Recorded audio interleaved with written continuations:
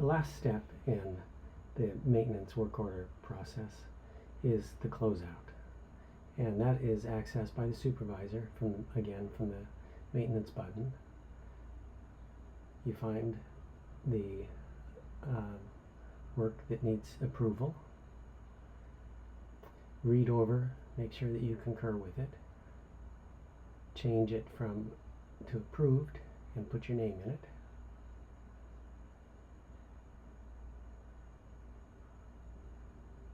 And press save.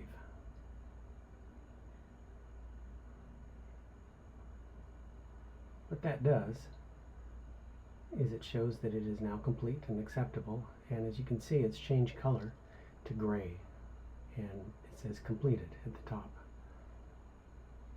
So you can go back home again,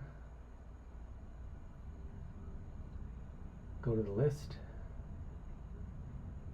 and you can see that the work order is closed and grayed out, and therefore it's complete.